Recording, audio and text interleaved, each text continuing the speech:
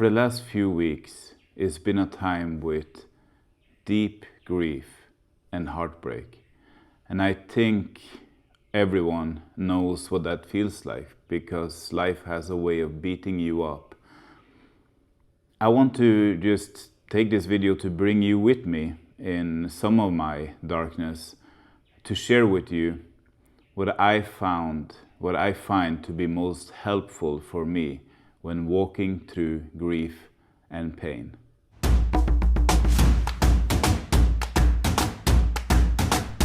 The reason I'm in a season of heartbreak and grief isn't because of one thing, it's several things. And one thing that heartbreak and grief does to me is that it makes me mute. I feel speechless. I don't know what to say, and I feel like I don't have it in me to speak or to say anything. And so that makes it especially difficult when a big part of my job is preaching. So that is not easy at all. Today, I'll just start here. Today, I had to put my dog to sleep. My oldest dog, her name was Nala. And it had come to this. She's old, she's become sick, she was suffering, and the time was right to put the death syringe into her and give her some rest. So that was hard. I was sitting with Sira and Ngala, and it was difficult for us to say anything. I was trying to utter the words thank you to the vet, because she was so good and gracefully made it the Passover from life to death for Nala the best way possible. But I felt like if I just open my mouth or say anything, I'm just going to collapse, crash out in tears like that. But I did stumble out some words of thank you, but speaking when you're in deep grief is just, it feels like falling off a cliff or collapsing or something. So, but I just noticed, like, this is what I've been feeling, but in different ways. As I become older, somehow grief has become heavier on me, or I've been dealing with it differently. So what it does in me these days is just that it causes me to lose speech. I'm speechless. I don't know what to say. I really don't know what to say, and it reminds me of Jesus on the cross. He didn't open his mouth. He was just quietly. And with a heartbreak, he went through ultimate suffering and pain and rejection and everything that we fear, to take our place in that. So, yeah, I don't want to explain everything, but it reminds me of Jesus. In some strange, mysterious way, I can relate to the sufferings of Christ, even though it feels almost blasphemic to say that, but in a small way. Yeah, so let me start here. Leo has lost quite a few friends over the years. And it happens like this. They are really nice and friendly, but at the same time they keep stealing small things from our house, lying about it, hiding it, and taking advantage of the favor and the friendship, the trust that they build more and more as they become friends of our house. And so this has happened again, and I can also see that Leo is getting tired of this, because there is a lot of lying and stealing. And it's just not the same as it is in Norway. The culture is different. It is very obvious that the culture here on the coast where we live, Christ isn't so apparent in this culture. The culture is very, very lost.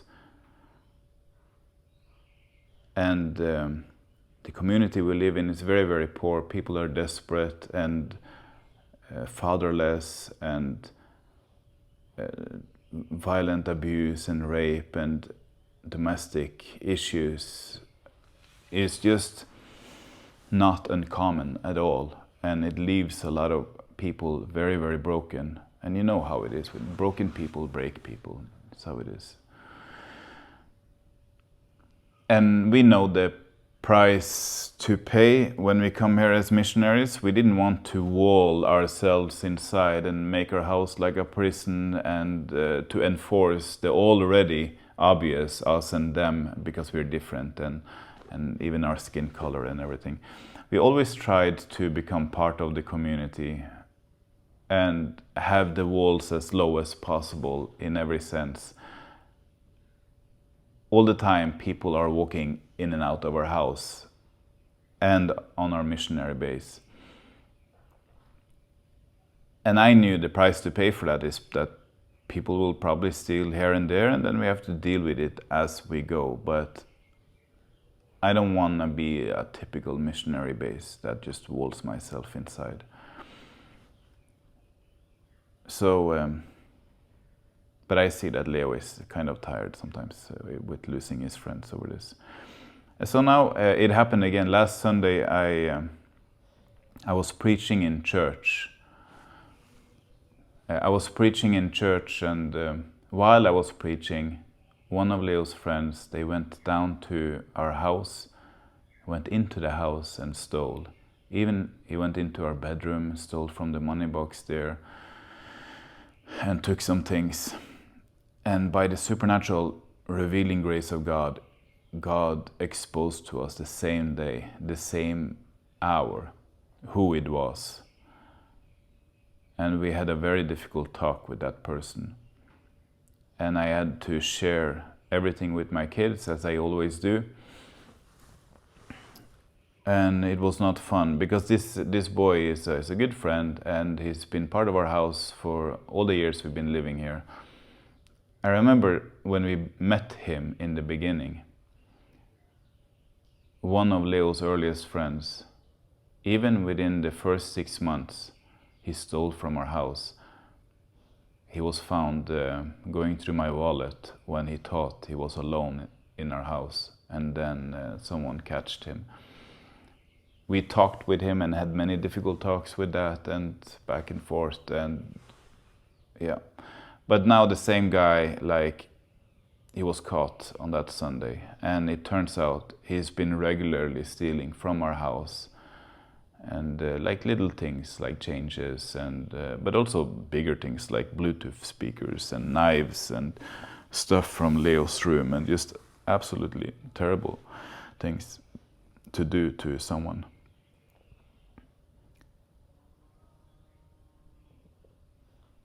So he came back a few days ago and wanted to have a follow-up talk to say his story. And I brought Leo with me, and we talked to him. And Leo is so gracious and full of love of Christ. He doesn't get angry. He gets tired, but he doesn't get bitter. But he really loves people. He carries the love of Christ for people.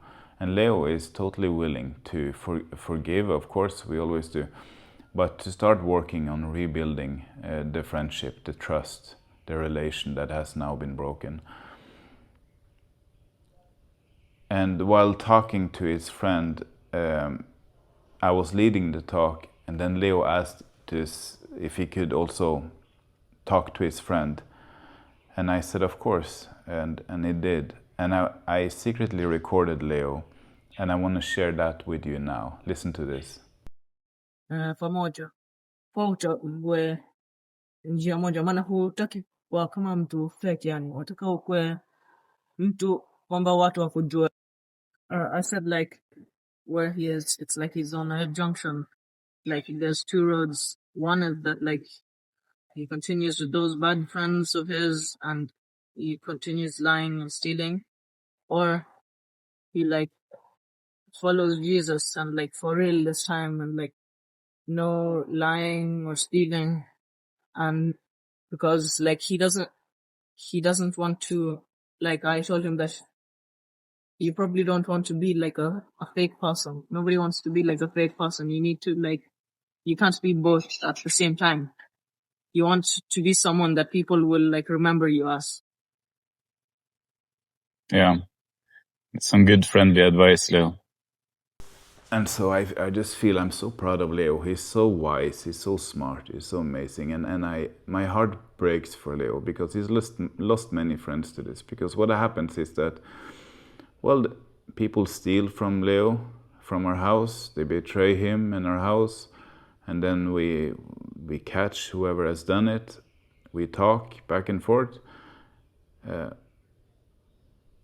And then people just disappear. People are normally not willing to start working, to take responsibility and deal with the problem and start working to rebuild trust and healing to the friendship. So what people do is that they just run away. And Leo really didn't want this to happen with his friend. He felt like, I've lost so many friends.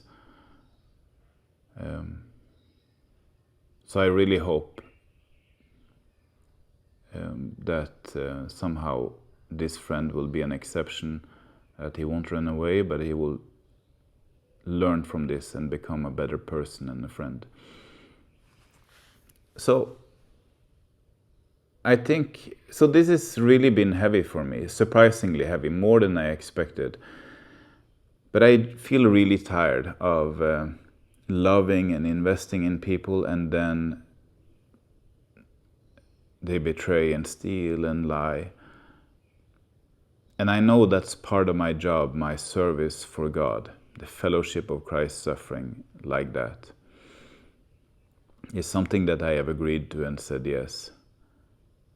And I know it wasn't going to be easy. I'm just sharing with you how it is. So,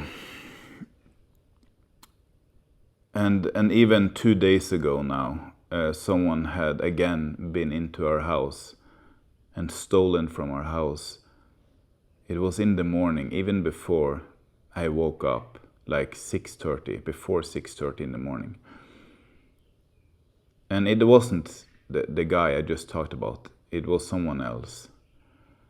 But it's just so much, because I want to help these boys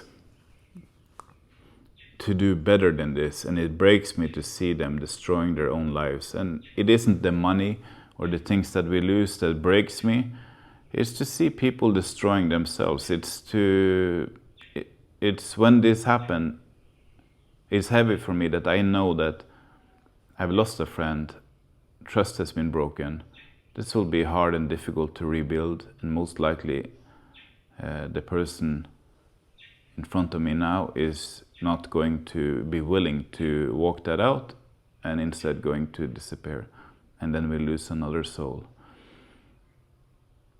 another friend that we have taken to school, given opportunities, blessed in every way we have could. For it just to end with this is just, it becomes heavier and heavier. And it's so many people, it's more than I'm sharing now. It's on a weekly basis for the many years we have stayed here in Kenya. The gospel has to be preached. People have to encounter the beautiful love of God that changes bad people into good people. Saying all that, I'm just trying to give you some insight in why I feel heavy and sad. So here is how I walk through these seasons of grief and heartbreak. There is especially two things that really helps me that I want to share with you. Because I know that everyone knows what grief, betrayal, heartbreaks feel like. But it's very different how people deal with it. Two things that I do. One is that I pray. I disappear, I hide in the presence of God, and I cry, I weep, and I pray there. And in doing so, I experience an incredible comfort of the Holy Spirit. An incredible presence, comforting presence, love that embraces me in the prayer closet. My prayer closet is my favorite place to be. And you can see this in the life of Christ a lot. When John the Baptist lost his head, Jesus lost his friend, he was killed and murdered. What Jesus did was that he withdrew from the crowds to be alone. And so that's what I do. And I find a lot of healing and strength in that. I love that. It really helps me to carry me through these seasons. So that's number one, is prayer. When I say prayer now, I don't talk about when you pray together with the church and everyone, or you go up and you have someone pray for you. No, that doesn't help me at all for this type of things. I just close the door and I'm alone with God, and I increase that alone time with God. And I break open my heart, and I grieve and I weep in the presence of God. I pour out my soul. I am very honest in the way that I'm expressing my disappointment, my frustration, my bitterness, my insecurities, my doubts about myself, and it is really helpful, really helpful. The second thing that I do is that I seek to be with children. I seek to escape the world of the grown-ups, and I seek to be with children. I find it so refreshing to just, for a while, step out of the grown-up world that can be so tiring, so tiring. The grown-up world where people have teach themselves, perfected the skills of betrayal and deception and corruption and lies and hidden agendas and lust for money and plotting evil and selfish agendas. All of this that comes with the politics and the silencing of each other and control. All of these hidden complications of the grown-up world is so life-draining. And I find that it's really important for my mental health to take a break every once in a while from the grown-up world and just to step into the world of children. Because children are so innocent in a way. They are just holy and pure and simple in the most beautiful way. And they haven't perfected their art in evil. And you can hang out with them without anyone having an agenda, and they will be very, very honest with you to the place where it's just very refreshing and different. Even if it's insulting, it's not insulting, because it's, I don't know, it's something about children. It's like, what is that saying? If you want to hear the truth, you will get it from alcoholics and children. I think that's how the saying goes. It's a funny saying, at least not far from true, I think. So the Bible says, if you want to receive the kingdom of heaven, you have to become like children. And in times of grief and pain, what I want to do is to receive from heaven. I want to strengthen myself in the Lord, just like David. And I like becoming like a child, hanging out with children. I really enjoy being with my own children and also just children in general. The last Sunday service, I'd given everything away. Leading the preaching, the pre-prayer meeting, I canceled the Bible study after church, and I just joined the Sunday school. I wasn't very helpful there, I guess. Except for folding a few papers. But I joined the Sunday school, and it makes it really moves my heart to see how amazing the people who are engaged. That funny noise, it's Luffy. He has that funny yawning noise that he makes. Look, Luffy, Kali is there sleeping. The cat behind there. Good times. What was I saying? Yeah, I just love people who has that passion, that ministry with kids. So admirable. And the people that is involved, engaged in our Sunday school is the most amazing people. And seeing them with the children and just being there in the presence of the children, relating and being with the children is just honey for my soul that is hard to explain. It is hard to explain, but it's so refreshing. It serves my mental health, it strengthens my heart. I receive from the kingdom so much just hanging out with children and doing children things. I love that world of the children so much. So that's the two things that I do when I go through difficult things. I increase my time with children. I withdraw from the grown-up world and I engage more in the world of the children. That really helps me. It strengthens me in the Lord. And I pray, prayer closet time. Those are the two things that is most helpful to me. Some will say, it's so important that you talk with someone. Do you have someone to talk with? Everyone says that. You need someone to talk with. But yeah, I understand that that's important, and probably a lot of people will find that helpful. But for me, I never found that helpful. Like the last thing I want to do is to talk to a grown-up.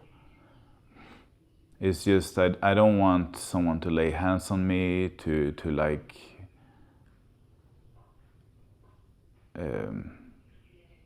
I don't want to talk to anyone. I just want to escape, to be in prayer, and I want to be consumed in the world of children. That's what I want to do, and that's always what heals me and brings me back up to my feet. If you're in a similar season right now, where you're carrying heartbreak and grief, I want to advise you, go to God, hide yourself in Him, let yourself be still, and if you can, go find some children to be with for a little while. Let their world remind you of what the kingdom actually feels like. Rest, joy, innocence, no agenda, just life. That's where I find my strength, and I pray you find yours too. Thank you for being here with me this week. If this encouraged you, share it with someone who needs it, and let me know in the comments what do you do to strengthen yourself when you're going through a hard time. I'd love to hear from you. Until next week, God bless you.